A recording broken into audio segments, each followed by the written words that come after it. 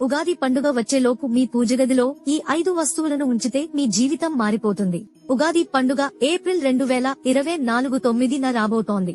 ఈ ఉగాది చాలా శక్తివంతమైనది కాబట్టి ఉగాది వచ్చేలోపు మీ పూజగదిలో ఈ 5 వస్తువులను ఉంచడం వల్ల మీ జీవితం మారిపోయి అదృష్టం కలిసి వస్తుందని చెబుతున్నారు.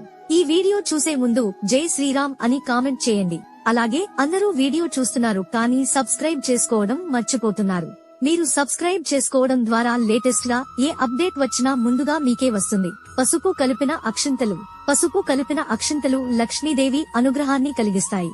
తయారీ విధానం: గుప్పెడు బియ్యం, కొంచెం పసుపు, 2 చుక్కల కొబ్బరి నూనె కలిపి స్త్రీలు తలస్నానం చేసిన తర్వాత తయారు చేయాలి. ఎర్రని వస్త్రంలో మూతలాగా కట్టి పూజగదిలో ఉంచాలి. ప్రతిరోజు నమస్కారం చేసి ధూపం వేయాలి. ఉగాది రోజున కుటుంబ సభ్యులందరూ తలపైన వేసుకుని డబ్బు పెట్టుకుని బీరువాలో ఉంచాలి. నెమలి ఈక దోషాలను తొలగిస్తుంది. ప్రతిరోజు దేవుని పటాలకు, విగ్రహాలకు గాలి విసరాలి. రాగి చెంబులో విష్ణుదేవుడు కొలువై ఉంటాడు. గంధంతో స్వస్తిక్ గుర్తు వేసి నీళ్లు, 1 రూపాయి నాణెం, పసుపు కుంకుమ వేసి పూజగదిలో ఉంచాలి.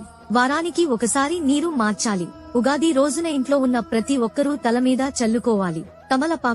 తమలపాకులు ధనాన్ని ఆకర్షిస్తాయి. ఒక దండ లాగా తయారు చేసి దేవుని పటాలకు వేయాలి. ఒక తమలపాకు మీద గంధంతో శ్రీరామ అని రాసి పూజగదిలో ఉంచాలి.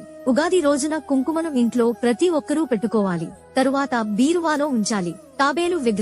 తాబేలు అదృష్టానికి చిహ్నం. విష్ణు స్వరూపంగా పరిగణించబడుతుంది. పాలలో కాసేపు ఉంచి నీటితో కడిగి పూజగదిలో ఉత్తర దిశలో ఉంచాలి. లక్ష్మీదేవి అనుగ్రహాన్ని కలిగిస్తుంది.